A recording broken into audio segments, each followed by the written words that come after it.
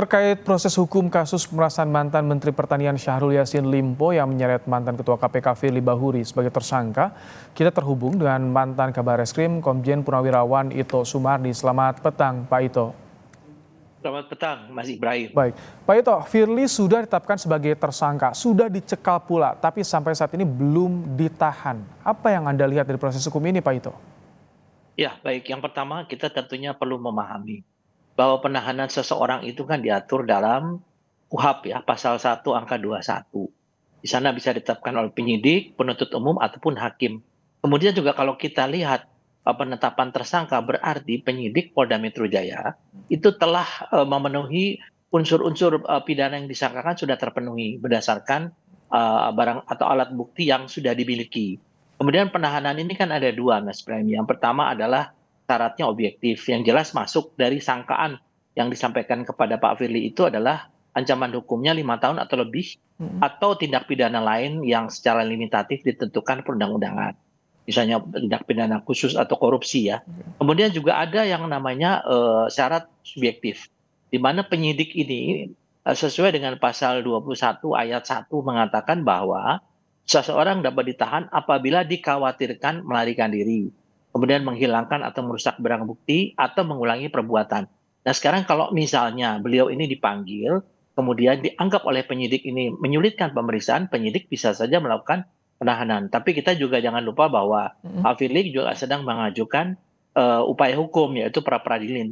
Jadi di sini azas praduga tak bersalah, kemudian due process of law ya, yang harus dipenuhi juga oleh penyidik. Saya kira mungkin yang disampaikan Pak Kapolri tepat sekali bahwa penyidik Polda Metro Jaya yang sudah menetapkan Pak Firly sebagai tersangka juga harus siap ya menghadapi tuntutan ini, meskipun Pak ada Ito, faktor-faktor psikologis. Pak Ito, kalau kita Ya. berkaca ke belakang ketika masih jadi saksi saja kan diperiksa sempat beberapa kali ditunda nih. Nah kalau misalkan saat ini, Ya. kalau Anda melihat ini perlu nggak sih penahanan seorang Firly Bahuri? Nah, pada saat diperiksa sebagai saksi kan beliau masih secara aktif menjadi ketua KPK ya. Tentunya ada kegiatan-kegiatan yang tidak bisa ditinggalkan yang lebih penting. Nah, kalau sekarang kan beliau sudah dilepas sebagai orang yang tentunya non-aktif ya. Jadi tentunya di sini ketentuan terhadap beliau itu waktunya memang sudah cukup, dan mungkin tidak ada alasan lagi kalau misalnya kalau dipanggil itu tidak hadir ya. Dan kalau di sini tentunya akan menjadi pertimbangan bagi penyidik Polda Metro Jaya untuk bisa menempatkan seseorang itu di tempat khusus atau istilahnya penahanan yang diatur dalam pasal 1 angka 21 KUHP ya. Oke. Sekian, Mas. Proses hukum yang ditekan oleh Polda Metro Jaya, bagaimana kesulitannya menghadapi seorang Firly Bahuri? Secara psikologis kan ini melibatkan dua lembaga nih, Pak Ito. Dan bahkan Kapolda sempat bersama-sama juga di satu lembaga di KPK bersama Firly Bahuri. Iya, pasti ya. Kita mesti ingat bahwa di negara hukum kita itu berlaku azas equality before the law. Jadi setiap siapapun juga itu tentu memiliki persamaan yang hak yang sama di depan hukum. Kita tahu ada kasus-kasus dulu Pak Freddy Sambo, Pak Teddy Minahasa, kemudian ada beberapa kasus lain yang tentunya di sini Polri harus mengesampingkan ya ikatan psikologis ataupun mungkin teman seangkatan atau mantan atasan. Tapi kita sudah melihat selama ini bahwa Polri sudah sangat profesional.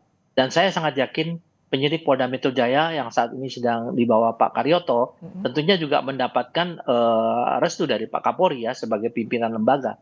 Apapun yang dilakukan sepanjang sesuai dengan norma, sesuai dengan azas presisi, Pak Kapolri pasti akan mendukung penuh. Sehingga kalau ada konsekuensi hukum yang harus dihadapi ya harus dihadapi dengan sebaik-baiknya. Demikian. Equality before the law, dan itu bisa diterapkan. Anda melihat Polda Metro Jaya tengah menerapkan ini terhadap Firly Bahuri? Ya, betul. Dan sekarang kan masyarakat melihat ya, kan Pak Firly itu satu angkatan dengan Pak Karyoto. Kemudian beliau dari pimpinan lembaga tertinggi di anti korupsi ya, dan juga berasal dari satu kesatuan.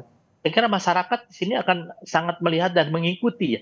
Beda dengan yang lain-lain ya. Saya kira ini pun juga menjadi konsekuensi bagi Polda Metro Jaya untuk betul-betul melaksanakan penerapan hukum ini dengan sebaik-baiknya, dengan presisi ya, sehingga tidak ada istilah bahwa karena teman, karena mantan atasan, kemudian ada keengganan atau ewo pekewo. Saya kira enggak ya, saya kira enggak. Tapi secara psikologisnya gimana? Termasuk juga ini yang jadi PR psikologisnya penyidik loh, Pak Ito.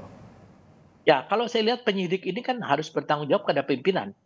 Jadi di sini yang bertanggung jawab adalah Pak Kapolda, dan Pak Kapolda tentunya harus melaporkan dan menyampaikan pertanggungjawabannya kepada Pak Kapolri. Pak Kapolri kepada Presiden. Negara kita negara hukum. Jadi di sini tidak ada alasan siapapun juga, dan ini sudah dibuktikan beberapa kali oleh Polri ya untuk melakukan penegakan hukum terhadap anggota-anggotanya dari berbagai tingkatan. Meskipun anggota itu berpangkat lebih tinggi, ya jabatannya tinggi, tapi tetap kalau memang melanggar hukum itu sudah dibuktikan melalui proses pengadilan. Saya kira mungkin kita menunggu saja nanti di proses pengadilan. Kalau pengalaman Anda bagaimana sih Pak Ito ketika menangani kasus yang melibatkan penegak hukum lain? Seperti apa sih kendala-kendala tantangannya terutama Pak Ito? Ya, pasti yang pertama secara normatif, tiap orang kan mempunyai upaya untuk melepaskan diri dari jeratan hukum. Dan itu diatur dalam undang-undang ya, misalnya mengadukan pra-peradilan. Kan pra-peradilan itu juga bisa yang dikatakan namanya error in persona. Kalau misalnya ada kekeliruan dalam menempatkan seseorang sebagai tersangka ataupun ditahan ya, ataupun disita barang buktinya. Dan nanti pengadilan itulah yang menjadi ujung tombak daripada keadilan dan kepastian hukum.